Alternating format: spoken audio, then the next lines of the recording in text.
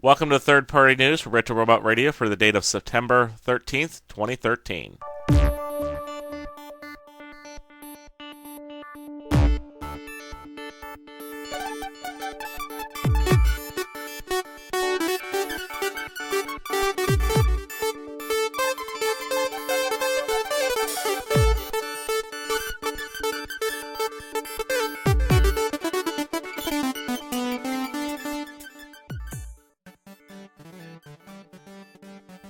Well, now that TF Expo is over, we've actually seen online photos posted of Carburetor and Chopor lounging by the pool and enjoying themselves after the expo.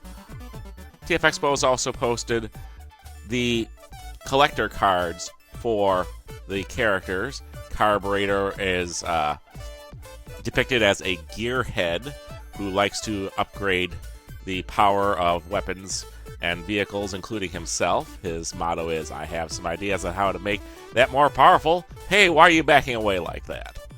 And he's a heroic augmentoid. Chopor is a demolitions expert whose hobbies include smashing, and he's about as subtle as a tactical nuke.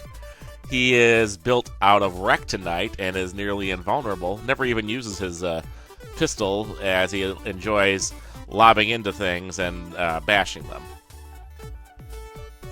Bullsfire has shown off some color test shots of their airstrike figure, who is a nicely done version of Swoop. It's scaled to go with the Masterpiece Grimlock figure, so it's kind of on the small end of Masterpiece size. He might even be good for if you want a large Classics Dinobot that looks a lot like the G1 model. As you can see here, he comes with a sword and missiles. And lots of surface detail, just like the original Swoop figure. And here's his alt mode, which is looking pretty good if you ask me. He has a bit of a backpack, but that's part of the G1 design. And lots of chrome.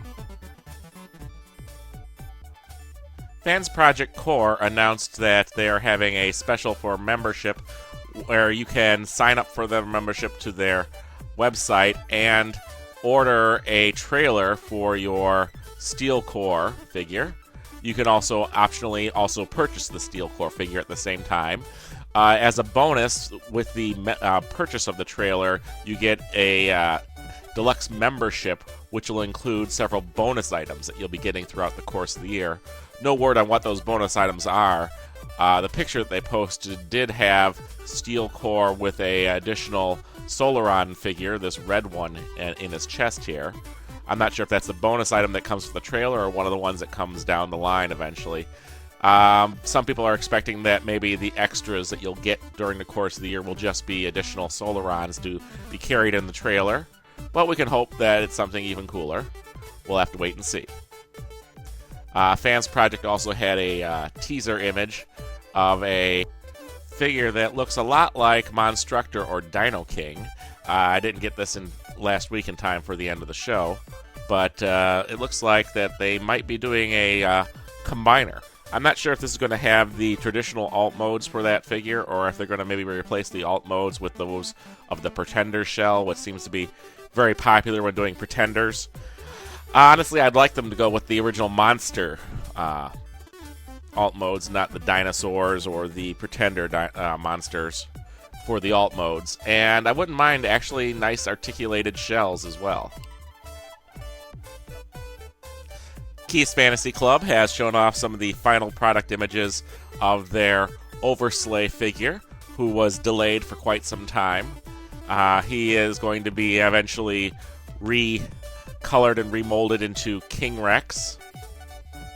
And also we got a teaser a long time ago that there might be a black colored version that has a more organic dinosaur head. Possibly some sort of homage to Beast Wars Dinobot. You can take a look at the design of the figure. It's looking good. I noticed that they've made some modifications to the legs from the other photos we've seen. Also, Keith's Fantasy Club has been showing off their Transistor figure. This is a color but unpainted test shot.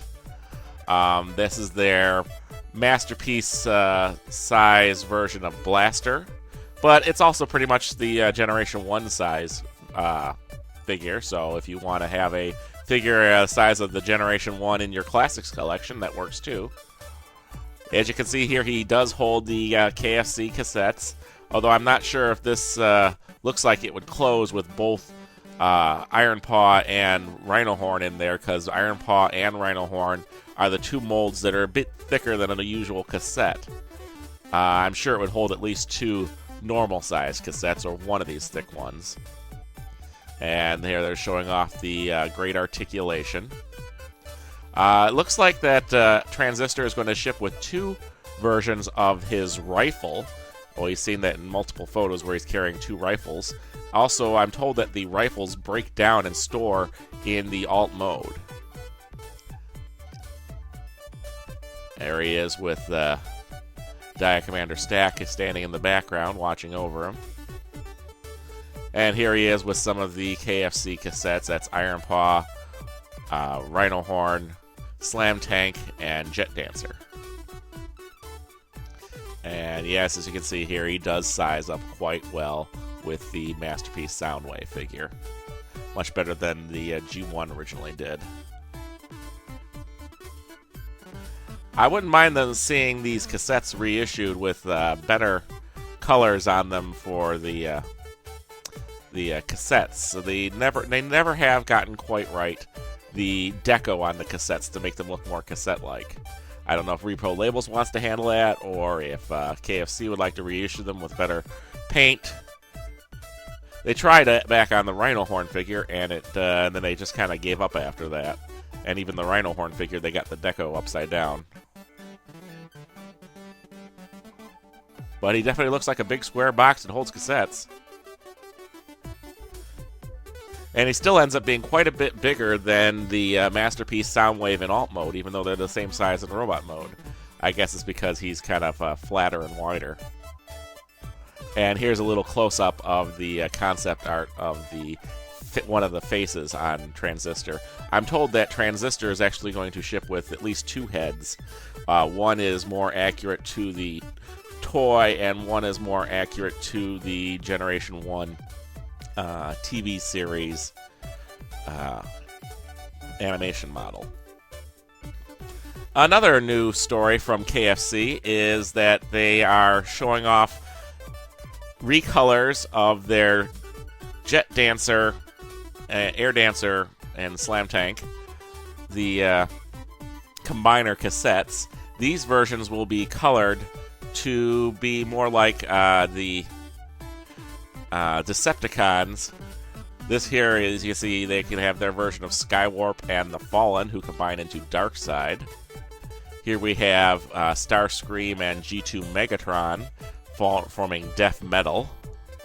And here is Thunderbolt and Mega Max, which I'm thinking might be Megaplex, that form Megabolt.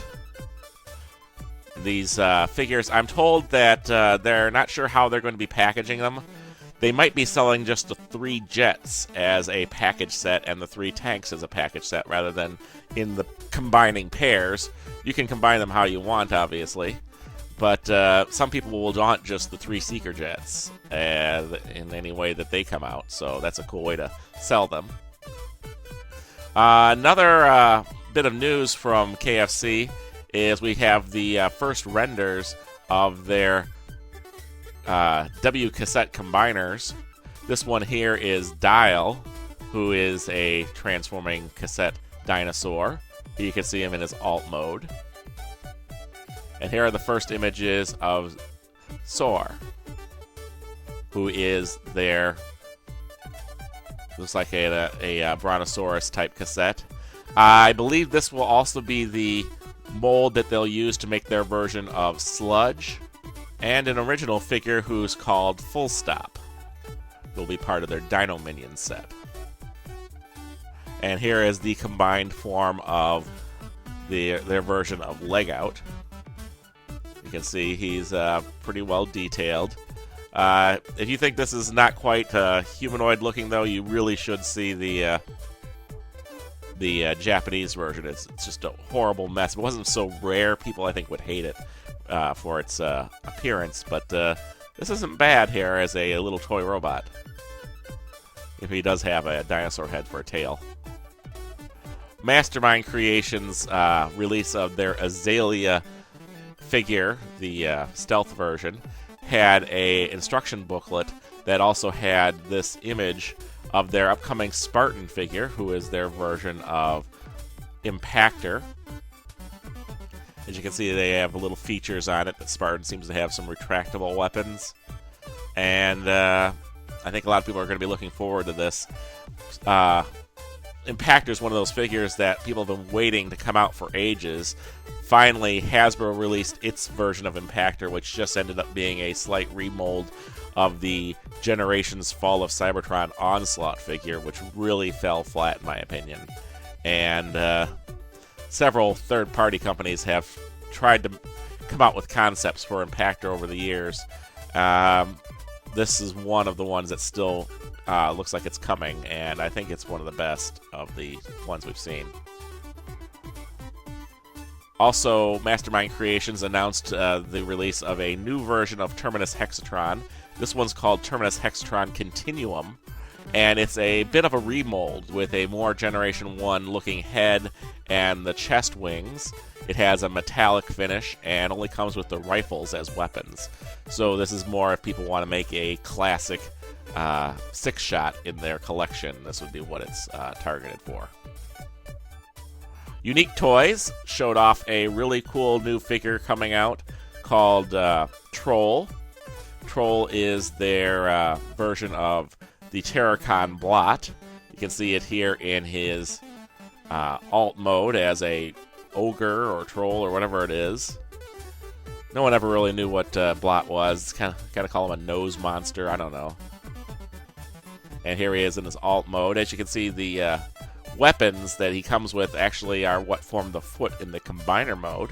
What combiner mode, you say? Well, this one. That's right. He forms the leg of their Not Abominus, who's called Orden. And a lot of people are wondering if there's also a fan mode you could do to put him as an arm. I know people are trying to figure that out now because in many depictions, Blot actually forms an arm of Abominus. So we'd like to see if that can happen too. X2 Toys showed off this teaser just recently, among a bunch of other small transforming Minicons and Power Masters and Micromasters and such. They showed a little white prototype figure, which I'm not sure if that's a Target Master or what. It looks kind of like one, but it looks very articulated. It has pins and ball joints mixed together there. We'll probably get more details on this by next week. X-Transbots has shown off the final product images of their Ollie figure, who's their version of Wheelie.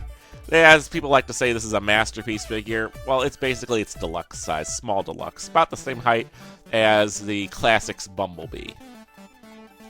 And as you can see here, he also has a slingshot weapon that he can use instead of the pistol weapon. Both weapons do store in alt mode, the gun on the top of the roof and the slingshot under the trunk.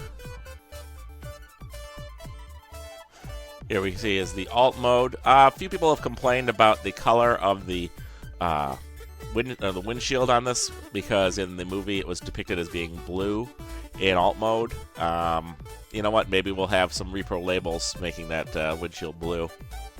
And here is the shot that most people have been waiting for, how he looks with Masterpiece Grimlock. He does ride it quite well. And here he is seen with KFC Citizen Stack for a size comparison. Here is the packaging for the Ollie figure, which comes with a coin and a collector card. Yes, the bio on the collector card, it's a rhyme. Though he's young and a snot, Ollie is fierce with a gun and slingshot. When not on a quest, he's at his best, eager to tackle any mission request.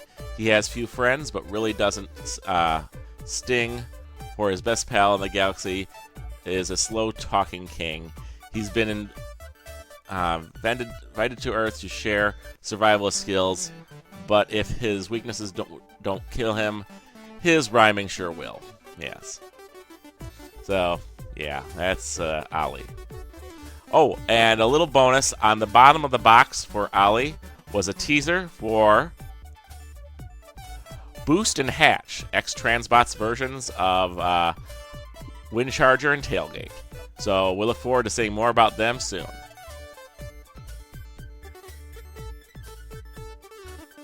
Alright, and some updates since my last episode aired. On the YouTube channel, the user The Oldest Cut 78 asked, is there any more news on the Maki Toys Hypernova repaints? And I just want to let them know there's no particular new news since we found out that they're repainting the cab into a Optimus Prime and Nemesis Prime and a Shattered Glass Optimus Prime version. I don't think they've been released yet. Also, Daryl Lauderty says, hey, you mentioned Beelzeboss, and that reminded me of that Healing Hands upgrade kit we're still waiting on. Do you know what happened to that? The answer is no, I don't know what happened to it. I'd really like to see it. He also writes, Orden from Unique Toys looks fantastic in prototype, and I've been thoroughly impressed with the steady improvement in quality from Unique Toys has made over the course of their business. I would like to see these figures get a little smaller, not Legends class or anything ridiculous, but small enough for investing in a 5-part combiner that doesn't take a budget that ensures you had enough money to go for food and rent to afford it. Yeah, so basically he'd really like to see these figures for less than $100 each. And I can understand that. I have no problem with combiners being deluxes with a Voyager torso, and these are more Voyagers with an Ultra torso. So that's just a wasted size and money as far as I'm concerned. They are really nice, and if there is one combiner that is really big, I'd say it would probably have to be one of these monster combiners like Terracons. Also, Robert Cohn had responded that he would like to guest host on an episode, and he sent me an email. I have contacted you back. Let me know when you can get available for recording sometime, and I'll do an episode. This week's screen capture comes from the 2013 Asylum film, Atlantic Rim. This week's news brought to you from the pages of tformers.com and TFW 2005. News read by Matthew Ignash. Be sure to check out our YouTube page at Retro Robot Radio and leave a comment. And check out the third-party TF Crashers on Facebook.